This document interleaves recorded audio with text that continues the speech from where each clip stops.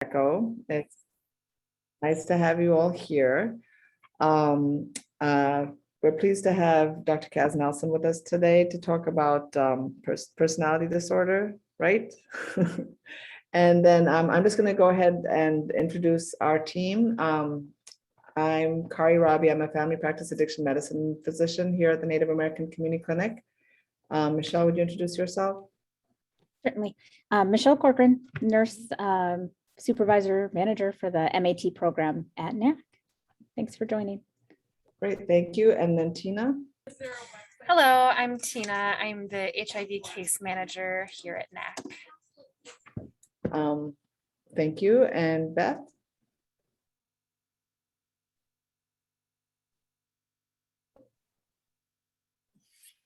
Hi, I'm Beth Ryan, and I am a Project Echo coordinator. Thanks. Thank you. And then if we could, Dr. Nelson, do you want to go ahead and introduce yourself now? Yeah, I'm happy to.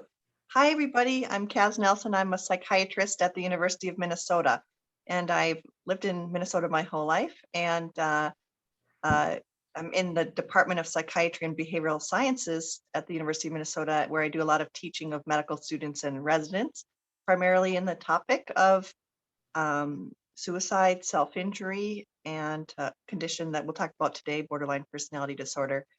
And it's really a privilege to be here with you all. I'm really grateful for the invitation. Language, thank you. So if you could put up the slides, please, Tina.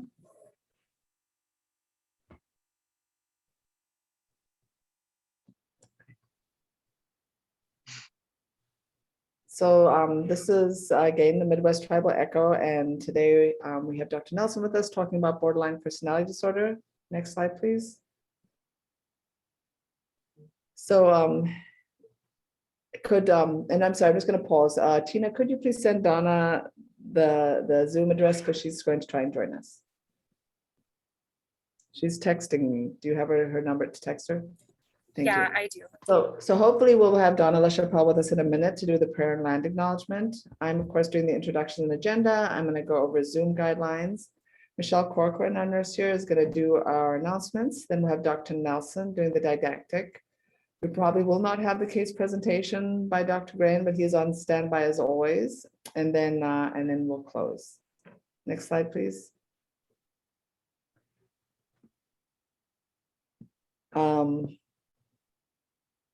Thank you. And then I think this far into the pandemic, I think we all know about Zoom, but just in case, please let us know who you are. Introduce yourself in the chat function so that we can have a roster of people who have joined us, your name, title, organization, and email. You can, of course, update your name on your screen so people can know who's here. You can just right click and change the name on your Zoom if it's not already clear. Next slide, please. And then we do like to see everybody. If you're able to, if you have the bandwidth and are able to please turn your camera on. We don't mind if you're eating or whatever. It's just nice to see all the faces. It helps us to have a discussion. A lot of times, a lot of background noise comes on if your microphone is not muted. So we do ask that you mute your microphone if you're not speaking, and we might do that for you if you're not aware. You can use the chat or hand raise function for attention. If you need it, and my understanding is Dr. Nelson is hoping for an interactive session today, so that will be exciting. And then no protected health information, please. And then I'm going to turn it over to Michelle for announcements. Okay, so first and third Wednesday of every month. I swear this catches me off guard all the time. It's not every other Wednesday. So just, yeah, first and third, not every other. Noon to 1, like Dr. Rabi said, eat your lunch, drink your coffee, whatever you need to do. It's meant to be interactive and just kind of an open learning opportunity. Looks like in October, we don't have anything confirmed yet for October 6th. Hopefully it'll be something good. But on the 20th, we're going to be talking with Mo Mike about harm reduction is traditional. So that sounds pretty awesome. Next slide. I'll also add, if you guys have any topics that are, really important to you or that you want to discuss, feel free to email us. If you're seeing something we may be seeing the same thing, or others are seeing it, and we'd be happy to incorporate it into a discussion or do a whole session if need be. Wanted to let you know about some other echoes. Hennepin Healthcare does a viral hepatitis echo. They do that on the first and third Tuesdays. And then they also have an integrated opioid and addiction care one that they do every Thursday. And you can email us or reach out to Beth Ryan at hcmed.org about those ones. Case presentations. We really haven't had time for these, which is perfectly fine. However, if you do have a case or a particular situation you'd like to review during a session or just one-on-one with Dr. Robbie, feel free to reach out to us. And I see that Donna is here. So Yeah. are you finished up, Michelle? And then we'll have Donna do the blessing. Okay, so this is my last slide, I believe. So continuing education credit. If you in the chat let us know who you are and what your email address is, you'll get an email with a survey. You complete the survey. That is like the proof that you attended the session. And then you can get an email, I think they come out like 3 or 4 times a year with all of your CME credits attached. So let us know who you are if you want to get credit for it. We just need your name and definitely your email address. Okay, thank you. And then Tina, if you could turn the slides and the recording off, that'd be great. Okay, so we have Dr. Nelson. I see that you're on your computer, so you're going to run your slideshow.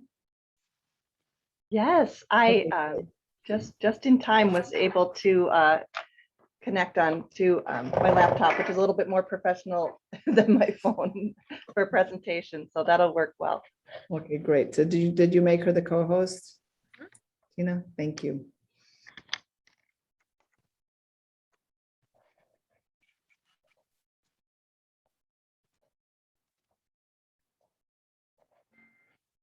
All right.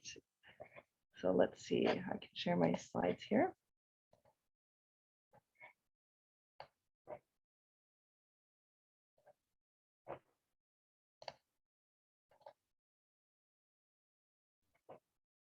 Okay, and I think actually it's okay if we don't have a case presentation today, because probably as I go through this conversation and discuss this content with you today, probably hundreds of cases will come flooding into your mind because of the nature of this condition and people with borderline personality disorder.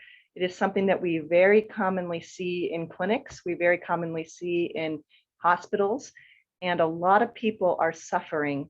A lot of families, a lot of communities are suffering from really the impact of this disorder. And it's very painful for people to have borderline personality disorder. And I really, the blessing of the day really resonates with me, because what stood out to me is open hearts and open minds. And this is a condition that has had a lot of discrimination, a lot of stigma, a lot of misunderstanding, even miscategorization over time, to the detriment of people that we serve, people that are in our families, people that we care for. And so that is the spirit in which we will go through this discussion today. Cases will come into your mind, maybe even family members will come into your mind, people you know, people you've loved, because this is so common and so painful. It's something that tends to be on our radar. But because of the misinformation and discrimination about the disorder, there's a lot of myths we need to challenge today with open mind. So I'm here to give you an update on what was our previous understanding of this condition, our previous way of treating things, and what's new. And the good news is the new information is much more compassionate, person-centered, and really in line with the humanistic goals of medical care that we all ascribe to. So hoping that this talk will really free you to kind of use your empathy and compassion for people that are in your life, clinical or otherwise, who have borderline personality disorder. By way of disclosure, I have edited a book, so I get royalties for editing a book on the topic of schizophrenia. I have written the chapter on pharmacotherapy for the treatment of severe personality disorders in a database for care providers reference called Up to Date. And I do get honoraria for speaking sometimes. And I also receive a grant to do educational research from the American Board of Psychiatry and Neurology. But at no point have I consulted to or received financial support from a pharmaceutical or a device company. And I will mention different kinds of medication treatment strategies or the role of medication in caring for people with BPD, but it's critical that we all understand and know that there's actually no medication that the Food and Drug Administration has approved specifically for the indication of borderline personality disorder. So every time we use medications with people for whom borderline personality disorder is the primary diagnosis, or those are the symptoms we're trying to treat, it's always off label, and that needs to be actually disclosed with the patients themselves, of course, and documented that the medication is being used in a off-label manner. So that's a really important disclaimer. And as was mentioned, I would love for this to be interactive. So as we kind of go through and talk about this, if questions arise or you have thoughts or you want to challenge any aspect of what I'm sharing, it's really would be a privilege to hear from you. And I'm delighted if you just unmute and make a comment, or if you want to put it in the chat and someone could kind of let me know that there was a chat comment, I would appreciate that. So in our time together, we've got about a little over half hour to talk about what I mentioned, our updated understanding about what borderline personality disorder is. So many myths. You know, I was taught some pretty kind of disparaging or derogatory stuff about borderline personality disorder, and perhaps you have as well. So we really need an update here. And that includes the pathophysiology. What do we think is actually going on in the brain of somebody who has borderline personality disorder? There's some emerging understanding of that pathophysiology, which is exciting, and I'm delighted to share. And then the thing on everyone's mind, okay, that's fine. You've clarified what it is and what the pathophysiology is. How do we help? How can we help someone who may be living with borderline personality disorder and their family? How can we decrease the risk of somebody dying or becoming injured who has borderline personality disorder, because we know that that is a risk there as well. So I'll cover that as well. So is there anyone here who remembers, who can think of something that they were taught that, you know, maybe even from someone that you trust, an early lesson that you're taught about somebody living with borderline personality disorder? Maybe one of these, oh, here's a tip I have for you. If this patient has borderline personality disorder, remember what? What are some of the things that have classically been taught? I think in like mental health settings, I've been taught, maybe not specifically, but there's sort of like this tone of like, don't let this person manipulate you. Like this person is just, everything they're doing is like about you and manipulating you, rather than like, I think talking about behaviors as like symptoms or something. Yeah, watch out for this person. They'll, you know, if you let them, they'll eat you for breakfast, or, you know, I don't know, whatever these kinds of idioms are, or something like that. But yeah, the term manipulative comes up. Yeah, certainly for me, I heard themes like that. Are there other similar kind of derogatory themes or lessons that other people have heard? I think in my training, it was sort of what it was presented as kind of a hopeless situation. Like there's not a lot of hope for these people, that they these people, and that really there are no medications and the treatment isn't that effective. So, there really wasn't a strategy or a treatment plan or anything productive. Yes, so the classic teaching, even in the DSM now, is that this is a fixed condition that is sort of intrinsic to someone's personality, and so therefore it would be a waste of time or resources to invest in this individual, to care for this individual, to set goals or hope for progress with the individual, because they're just simply incapable of change. And really what you got to do is identify if that's the phenomena at play, so that you don't waste time and resources that could be allocated to somebody else. Yeah, Exactly. and in fact, those of you from a few years back who've been doing this for a while will remember that when it comes to psychiatric conditions or mental health, there used to be this system called a multi-axial system, where you would kind of write down real or legitimate or treatable psychiatric disorders on the first line.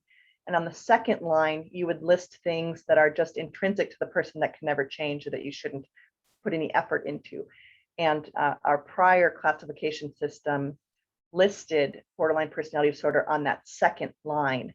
And that's where that idea came from, that this is not mitigatable. And it's almost like as if somebody had a certain intelligence level, we don't necessarily invest resources to increase somebody's intelligence level or IQ. That's sort of, what the extent of what their brain can do from an intelligence or intellect standpoint. That this was the parallel idea when it came to any of the personality disorders. Is this is just how people are, right? Yeah. Any other anything else anyone would like to share along these lines?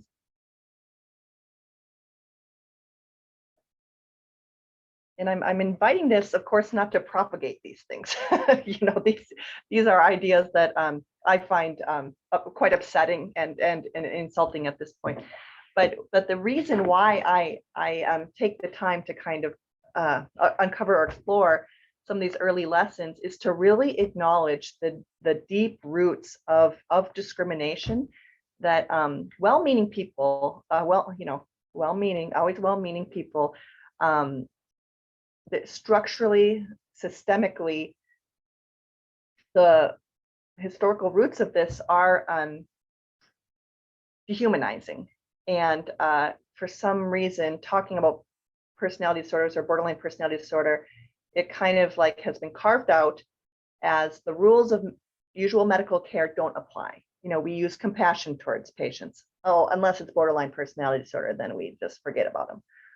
We have treatment plans, assessment and treatment plans for patients. Well, unless it's borderline personality disorder, they can't get better. We don't roll our eyes when we talk about patients or use disrespectful language. Oh, unless it's borderline personality disorder, then that somehow makes it okay. We can kind of, oh, that borderline over there. Well, no, we don't do that in medicine. We don't say, oh, that patient with pancreatic cancer. We don't do that. But for some reason, our role models historically have felt that that's okay for people with this condition. Why is that? Well, we'll learn and talk about a core feature of this disorder is interpersonal dysfunction. So imagine an illness. In diabetes, we know that there's dysfunction in glucose production and regulation, and that's something we address as care providers. Well, in borderline personality disorder, it's interpersonal dysfunction is a symptom. And we've kind of historically gotten caught in that and taken it personally and said, oh, well, they're interpersonally dysfunctional, so they're somehow not worthy of our care and compassion. But what I hope that you take away from our time together is that, yes, this is a symptom of a brain disorder, of brain patterns that cause problems for people and that can lead to ill health. But we have to understand that as a symptom of the disorder and not take it personally, and still offer people reasonable, compassionate care with boundaries, of course. We can't wave a magic wand or make resources appear that aren't available, or have a magic pill that we produce that alleviates the symptoms. That would be quite an oversimplification. But we can provide education about the disorder. We can be compassionate. We can understand that when there's interpersonal dysfunction, that it's not something that we need to, kind of take personally or get defensive about. If somebody came in with a brain injury, they'd been hit in the head with a brick, and they had some inappropriate, maybe they were saying swear words in the clinic, we would say, oh yeah, that's problematic, of course, to be saying swear words in the waiting room. And they have a brain injury that makes it difficult for them to, have appropriate behavior in this setting that we would expect. And it's very similar for borderline personality disorder. So sometimes there are egregious behaviors that we don't necessarily need to condone or agree with, but we can always approach it from a compassionate lens of, well, yes, that's a symptom of a disorder that's very painful and rooted in, pathophysiology that is treatable, and that we can engage with someone in a pathway of recovery. And in fact, another kind of icky part of this history is sometimes if we like the person or have compassion for them, that's a sign that we don't actually make the diagnosis, and we call it something like, oh, bipolar disorder or depression and anxiety, because we have hope for this person. So we don't want to use this sort of pejorative label. And if we don't like someone, we'll go ahead and put that diagnosis on there almost as a weapon. And so that's something else I'd like to see, is this used simply for what it is, as a diagnosis, neither as a weapon or something that needs to be avoided or tap danced around, that we can simply understand that this is a legitimate medical and psychiatric diagnosis, that it has symptoms, that we can provide education about the symptoms, prognosis, and treatment, care. We can provide care, and it should no longer have this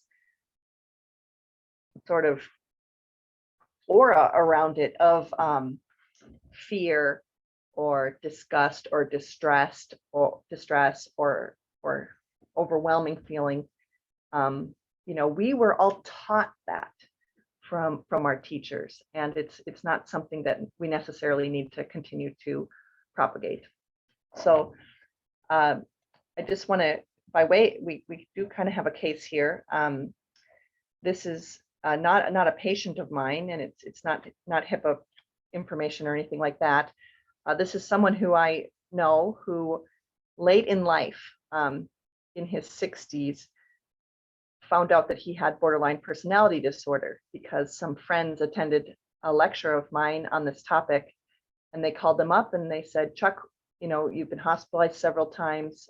You've had these occupational challenges, marital challenges, been suicidal several times. You've just had this lifelong suffering, and we think maybe it could be borderline personality disorder.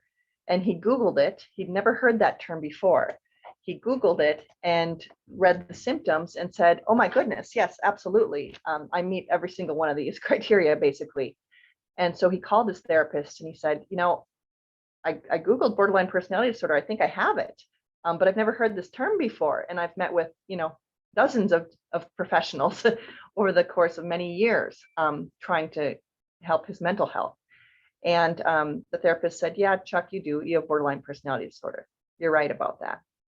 And he was shocked, couldn't believe it, that probably most of the people he interacted with over those years in their head was thinking, oh, this is BPD. Nobody wanted to say it or tell him about it or educate him about it. And certainly nobody offered BPD specific treatment. It was always treatments for bipolar disorder, treatments for depression. And once he learned he had BPD, what it was, that it's not that he's a failed depression patient or a failed bipolar patient. He has kind of a different pathophysiology. He got treatment focused on BPD. And it's not that he's 100% cured or anything like that, but he's so much more compassionate towards himself. He's so much more understanding of his symptoms, and he is much better prepared to manage his symptoms. which is key. And so he's allowed me to share his story, invited me to share his story. And it's a story that I've heard hundreds of times. People who go their whole life never even hearing those words. Or maybe if they do hear them, it's in a very kind of pejorative context. And they say, well, only bad, icky people have BPD, and that's not me, so I don't have that. And so there's just so much education and updating. We need a culture change around this very badly. So of course, I've been referring to this, but not necessarily, some of you might not be aware of the symptoms, or it's been a long time since your training where you remember these, but basically it's people who have a constellation of symptoms that, yes, do tend to be present over time, maybe even many years, where they avoid abandonment or are very sensitive to the idea that they could be abandoned. And so they react very strongly about if there's any kind of perception of abandonment. Or, you know, sometimes if you're a therapist and you go on vacation and the client is sort of has a strong emotional response to that, the idea that if you go on vacation, that's abandoning me. You might see something like that. Unstable relationships, identity disturbance, impulsivity, recurrent suicidal behavior. Many people die of suicide who have BPD. It's not without consequences. Affective or mood instability. It could be minute to minute. 1 minute they're overjoyed, happy, best day of their life. An hour later, they've never felt so depressed, you know. So there's this mood swing quality to it, but it's not weeks and weeks like we see in bipolar disorder. It could be seconds to seconds. Feelings of emptiness, intense anger, and we even sometimes see symptoms that look kind of psychotic. In the context of severe stress, they might have paranoia or even visual hallucinations or auditory hallucinations. There's very substantial overlap with trauma of these symptoms as well. And so certainly people with complex trauma will have a lot of these symptoms, and it can be sometimes difficult to kind of know if it's borderline personality disorder co-occurring with a complex trauma phenomena. That's a question that comes up frequently. But they can at times look like they have something like schizophrenia, because these psychotic symptoms can be pretty substantial. But it's important to note when those symptoms occur in this pattern versus a pattern more consistent with schizophrenia or something like that, because the treatments are very different. I promised I'd tell you what's going on in the brain. So we have our friend the brain here, and what we're finding, and this makes perfect sense in retrospect, it's like, why didn't we figure this out long ago? But what we're finding is that for people with borderline personality disorder, anytime they deal with another person, this could be at the grocery store, with family, in a classroom setting, an occupational setting, every time they deal with other people, their threat response center, their amygdala, their limbic system fires.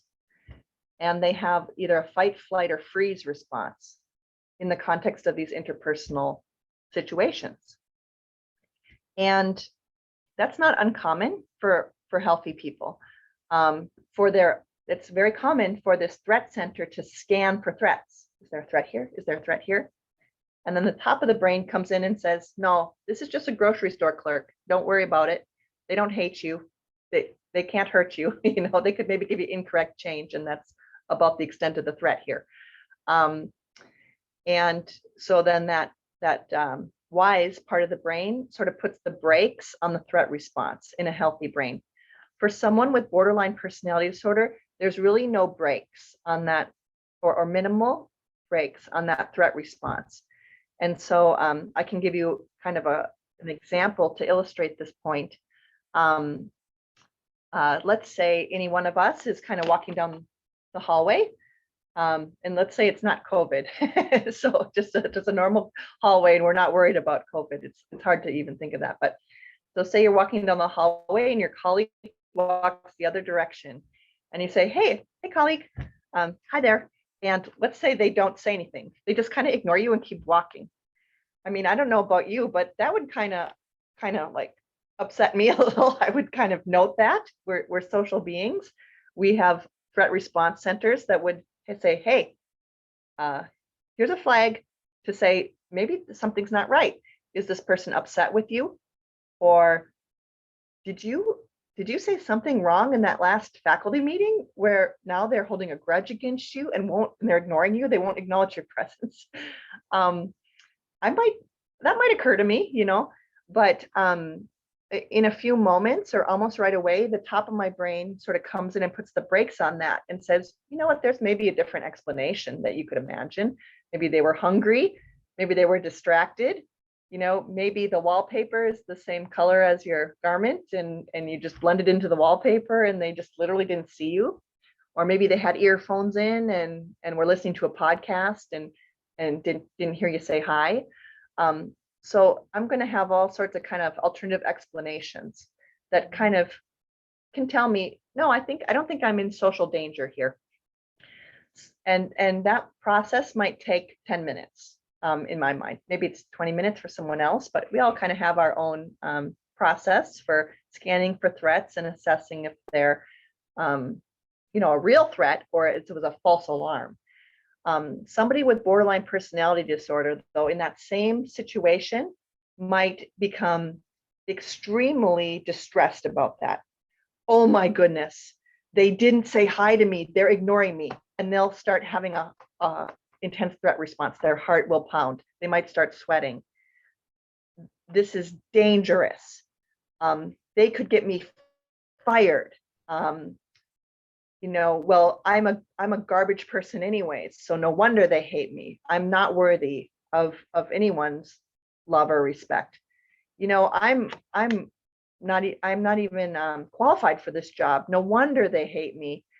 I am actually going to quit before they can get me fired, and that way, it won't be the job abandoning me. It'll be my choice to leave the job, and they might actually compose a letter of resignation and lose sleep that night, haunted with the idea that this person hates them. And, they might even hit send on that and resign. And people are bewildered, like, what, you're quitting? People don't hate you here. What are you talking about? And it could be complete mismatch, but they did not have the benefit of that top part of their brain to kind of have an alternative explanation for that social misstep, that interpersonal misstep. And so you can imagine, what is it like to live that way when your threat response center is so overactive in the context of interpersonal relationships, and you don't have the benefit of those breaks? It is a miserable, miserable experience for people. And then these symptoms that I shared earlier make a lot more sense. Like if you were trapped in a fight or flight existence, anytime you had to deal with another human being, yeah, you'd be impulsive. That's a way of trying to manage it. You would maybe not want to live like this anymore. You wouldn't have time to develop your identity or have goals or self-insight, reflection. Those are all higher level brain functions that you don't have the luxury of because your limbic system is driving the ship. Anger is simply part of the fight response, for the fight, flight, or freeze response. And so once I understood what was going on in the brain of someone with BPD, these symptoms made so much more sense on why they kind of go together and why this is what we see in someone who might have BPD. So it's awful. And that's where this interpersonal dysfunction comes from. When we interact with someone, we really expect their rational, wise self to interact with us. And when we're met with irrational fight, flight, or freeze response in the other person, it can be bewildering for us, and it can actually trigger our threat response. And then we can engage in kind of a conflictual or defense-based behavior, and that's not our best self either. So understanding this is really the key, because it allows for us to make sense of it, make sense of the phenomena, and not to be judgmental of the behavior, but to appropriately evaluate it and put it into its appropriate context, which is this is the best they can do at this moment because this is the best that their brain will allow, usually through no fault of their own. Usually this is a result of, it can be a result of societal oppression, structural factors. Yes, abuse and neglect in the home can lead to this as well, but it's not so simple as that. There are multifactorial reasons that someone could learn that the world and the people around them are dangerous. And that can even be being born with high sensitivity to interpersonal interactions. So it is complex. Any questions? Let me pause here before I talk about kind of what to do to see if people have any responses or questions about this idea I'm bringing forth. I have a question. So this is we use a very similar model to talk about addiction, like there's the frontal part of your brain that sort of, inhibits, that sort of makes decisions, that are higher function decisions, but then there's the sort of the deep core part of you that sort of like reaches for comfort, or like it's like, and it's very hard for the frontal part of your brain to intercede when that core part is activated. Yes. So I guess then how does that intersect, like like theories around addiction and how addiction works from a pathophysiology standpoint, like how does that intersect for people with personality disorders and for people with addiction? And then I guess for people with personality disorders, is the frontal part of the brain always not functioning, or just in this particular instance when the amygdala is activated? What we think is it tends to be in BPD really prompted through interpersonal interactions. So if somebody with BPD kind of spent a day not stressed with interpersonal interactions, they might actually write a thesis or a really insightful or reflective, they may be capable of a lot, but when the interpersonal interactions keep sort of prompting a limbic response, they don't necessarily have the benefit of that area of their brain. So it's not all the time, but the problem is when that limbic threat response keeps firing, the pathways to that area are just not really reinforced. And we think about that pathways in addiction too. So where the intersection is with addiction, the problem is whatever it is, the substance or even addictive behaviors are very reinforcing because of the dopamine reward. There's like a pleasurable aspect of it, a reinforcing aspect of it. Many people with BPD have addiction, and we see that as really a form of self-medication.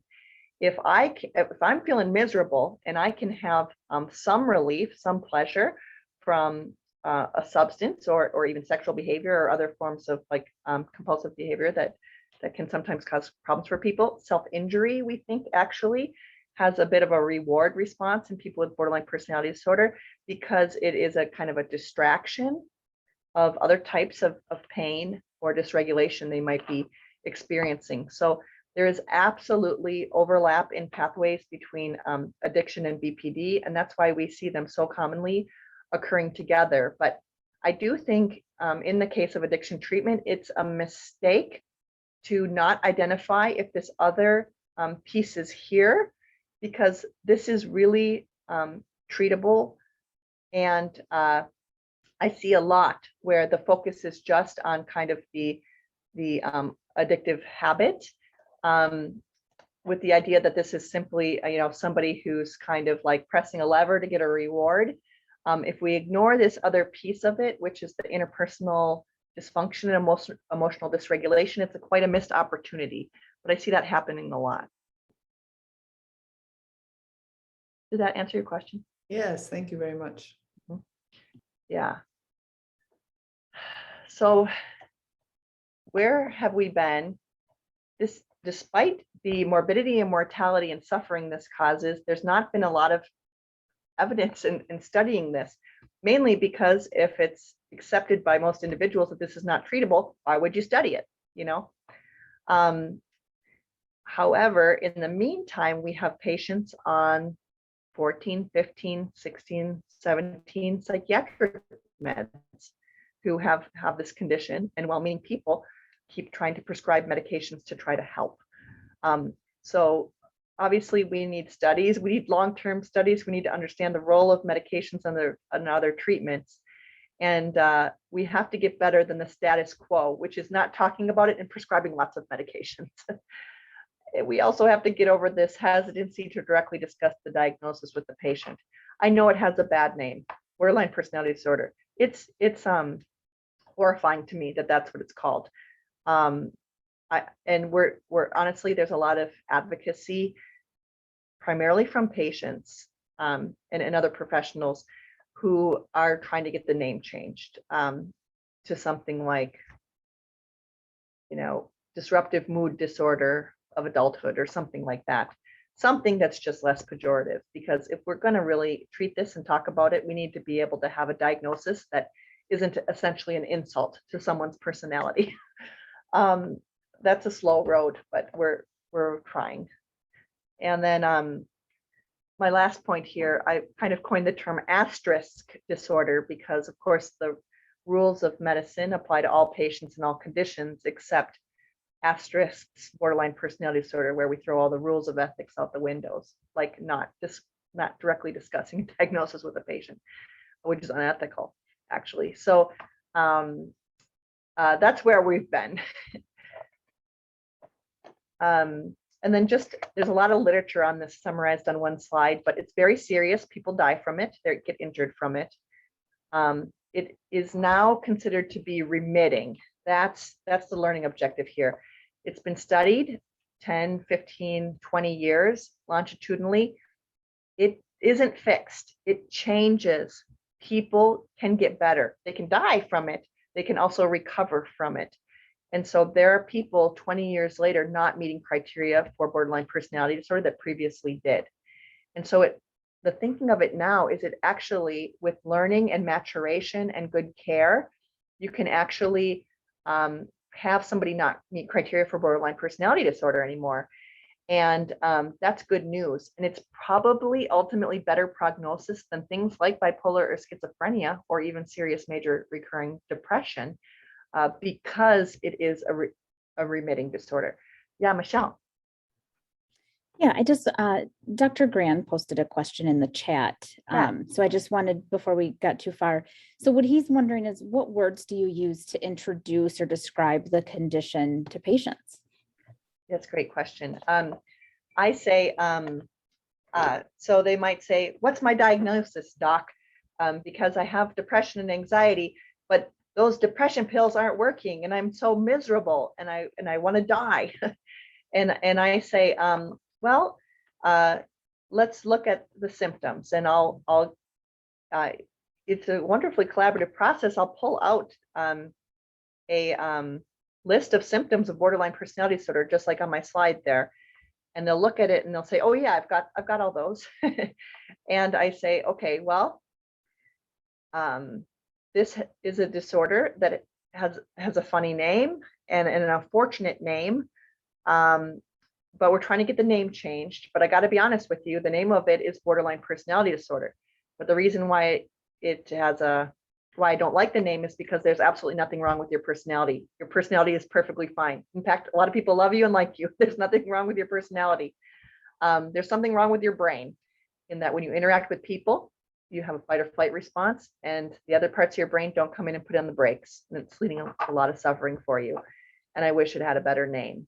But and I also tell them not to Google it, because if you just Google it, you find a lot of disparaging, discriminatory garbage on the internet. And so I also give them a handout with reputable books and resources for them to learn more. And they can often get it. They're like, oh yeah. Now this is in a help-seeking population.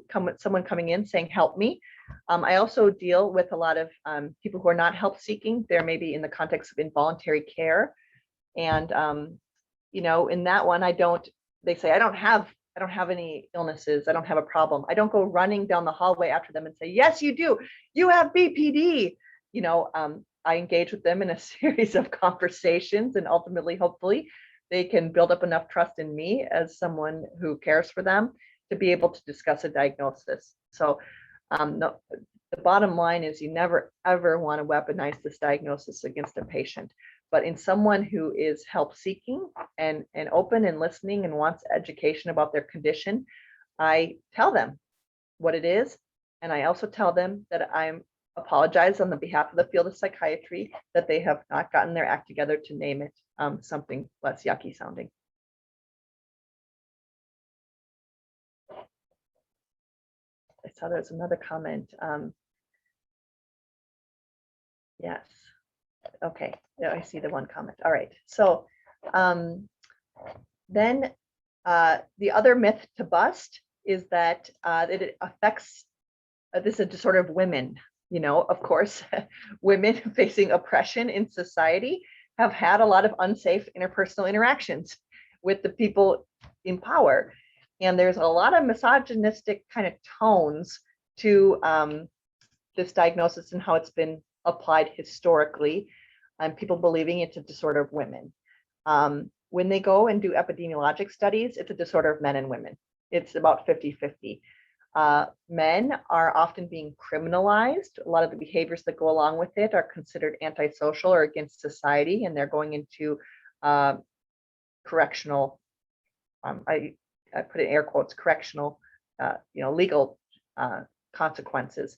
Whereas a lot of women are culturally conditioned and societally conditioned to go to a clinic, or they maybe have injured themselves and not others or property. And so, yes, in the clinic, it might look like there's more women there, but that's because the men are in jail or prison. And I also don't like binary language, so I'm oversimplifying the men and women terminology, of course. But I should say, I should be more inclusive in my language here. But ultimately, the bottom line is that it impacts all genders equally, and that this is not a disorder of women specifically. Yes, Michelle. I have another question. So I found, and I don't know if this is correct or just something I've noticed, a lot of patients I've worked with have been given a borderline personality disorder diagnosis or antisocial personality disorder diagnosis, either from a short hospital inpatient stay or while incarcerated. It almost seems like if you're incarcerated, you get one of those diagnoses, right? It's just kind of like this automatic thing. Do you find that those diagnoses tend to be incorrect? How difficult is it to make the diagnosis? Should somebody be making this diagnosis after a 72-hour hold, or a weekend stay in jail, that sort of thing? Yeah, the answer is it depends. We used to say that you can't do that. You can't make the diagnosis just by meeting someone the first time. Well, that came from the previous practice where you would see someone yelling at a nurse, that patient's yelling at a nurse. Oh, I'm going to go in the chart and say they have borderline personality disorder, so that people know next time that patient comes to clinic, they're no good yeller. That we cannot do. That's awful. That's an awful practice. Terrible. I mean, so yes, don't do that. But let's say you're meeting a patient for the first time. They come to clinic. They're help seeking. They tell you their lifelong story. From the day I was 5 years old, I have felt empty, miserable. I've had all these symptoms. Look at my arm. I've got cuts from here to here. And they don't have mania. And, and you go through this whole story and you say, oh my goodness, what do you think about BPD? Yes, that's me. That's perfect. Okay, well, can you help me, doc? Oh yeah, I'll help you with this. Of course, that's medical care. That's good medical care. And of course you can do that. But everyone looks like they have BPD on their worst day. So you can't look like someone who's upset or someone yelling at an employee in Costco and say, oh, they must have BPD. No, that could be them on their worst day, and it requires an appropriate, careful evaluation in order to make the diagnosis, and not just a snap judgment or a weaponization of a label. And then the antisocial thing bugs me a lot because you can see someone might have BPD and punch a wall. Well, now that's antisocial behavior because you're not supposed to punch a wall. No, antisocial personality disorder is very rare, and BPD is very common. And there's externalizing behaviors of BPD, which are not approved by society because they can be aggressive or irritable. And to label them as antisocial to me is a very despicable thing if it's not accurate. And it's so much better to diagnose something accurately like BPD that is treatable and is good prognosis. It's much more person-centered. Dr. Nelson, I just want to let you know that it's 12:57. Yes. And I want to stay around and hear that here, but just so you know, we got the Time is pressing on us. Yes. So Thank let you. me, I think I can summarize treatment in about 1 minute and save time for questions. There is evidence-based psychotherapy that is helping people tremendously. And so if you have somebody with BPD, even if they have alcohol use or other substance use, psychotherapy for BPD might be what you want to pursue. And so the evidence-based treatment that's available in Minnesota and other states as well is dialectical behavior therapy. Now, there's some places who say they do DBT and they don't actually practice the adherent model. So that's kind of a bummer. You have to ask a few questions. Do you have once a week group lessons? Do you have an individual DBT therapist? Are the therapists adherent and in a consultation team? Do they provide coaching between sessions? If they do it by the book, they are probably pretty trustworthy. I don't really trust programs that don't do DBT by the book because it's not the evidence-based model. And then you have patients who say, I did DBT and it made me worse. Oh, well, what did that look like? Oh, it was a daily thing where they just put us in a class. Okay, well, that's not what DBT is, so you didn't get DBT, sorry, let's get you DBT. So psychotherapy, but I put here other forms of treatment and therapy, which is DBT informed. So basically any therapy where you don't hate the person, you understand their symptoms, you provide education and treat them compassionately is probably going to be helpful. So you don't just, if you don't have DBT in your area, all's not lost. And then for families, family members always say, well, my loved one won't get help. Well, that's okay. You can go to Family Connections yourself, and that will help your loved one. So even if the person themselves is not in treatment, if you get treatment, it can help your loved one. It's pretty magical. This is a reputable website, National Education Alliance on Borderline Personality Disorder. That's where I send all my patients. And then medications.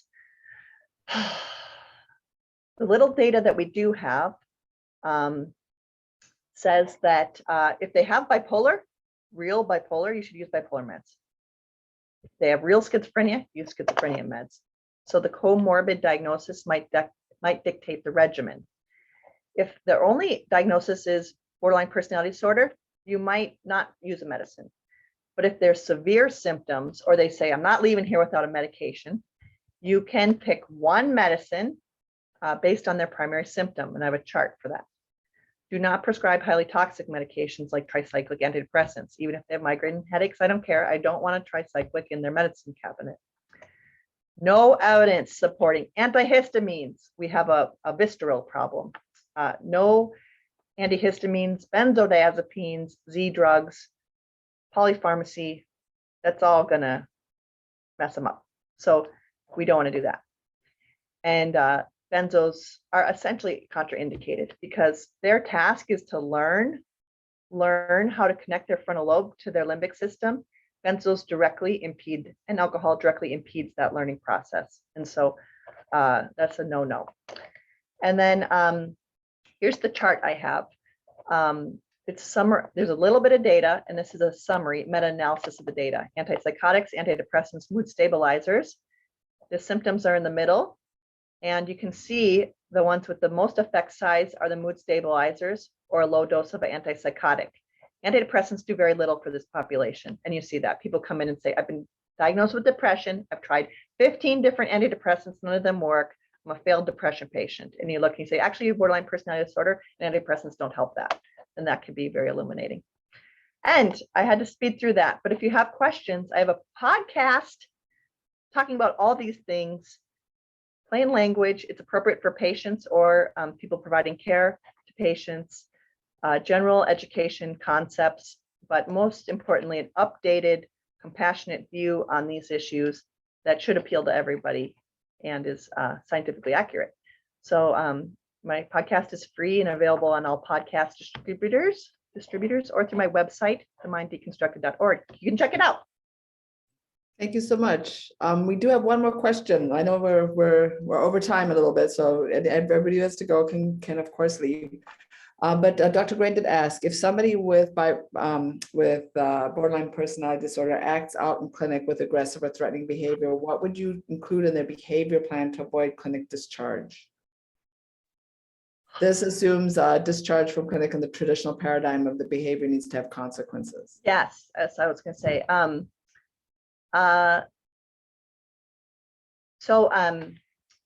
If somebody is disruptive with egregious behaviors, that's not okay. Even if somebody had a traumatic brain injury, we wouldn't say, oh yeah, come on in and throw the chairs around and hold people hostage in the closet. There's things that are just not okay. The good news is with somebody with BPD, as opposed to somebody like with a who's lost part of their brain to a brain tumor or something like that, is they are capable of rational thought and logic when their threat system is calmed down. And so there's ways that we can communicate with people to transition them from threat mode to whole brain mode and earn their trust. And then we can negotiate with them and set limits. Hey, this is not okay. That's not okay. We still set boundaries. But if someone is in threat mode and we say, there are consequences, mister, here are the boundaries, they can't hear it because threat mode can't take in information. So we have to, in our communication with patients, transition them to whole brain thinking and have them feeling safe so that we can then negotiate information and consequences. And here's what you can do, here's what you can't do. And they can always hear it when you have their whole brain engaged. They just can't hear it when they're in threat mode. And so there are techniques, evidence-based techniques in order to induce that switch in another person. And I'm happy to come back and talk about that specific technique. But basically contracts, behavior plans, none of that stuff really is effective, but there's other strategies that are effective. We at our clinic tend to make a behavior, like we make a behavior plan, like we write out a plan for them, and then we wait when they come back to the clinic, or when at a different time we talk to them and we go through it with them. And we've had some people who just have really with some issues that don't, but I feel like a lot of our patients, once you set out the guidelines, they hear it. Yeah. And they know, they understand what the expectations are, and you can see that they're making an effort to not do those things, even though they slip up sometimes. Yep. And they typically, when they move into that rational, wise space, will maybe feel a lot of shame and embarrassment. And oh my gosh, I can't believe I did that, And so learning is possible. But again, we got to stop the benzos so they can learn. We've got to educate them so they can be empowered. We have to not judge them so they're not triggered. Right. So we actually have much more power in influencing the outcome. We've just used all the wrong strategies historically, and that's why we've had bad outcomes. So we have power to switch the strategies to empower the other person's growth and recovery. And it's actually quite exciting work when you see it happening. Yeah, thank you. I agree. So I heard you mention that you'd be willing to come back and talk about that strategy. So that is something that, of course, we are going to be reaching out to you on. But it is now 1:05, so we're gonna end our session today. Thank you so much. It was such a pleasure having you. Appreciate it, and thank you for everybody who joined Miigwech, and we will see you in, is it a couple weeks? It's October 6th. October 6th. Thank you. Wonderful. Thank you all. It's just really a privilege to spend this time with you. Appreciate it. Take care. Thank you. Thank you so much.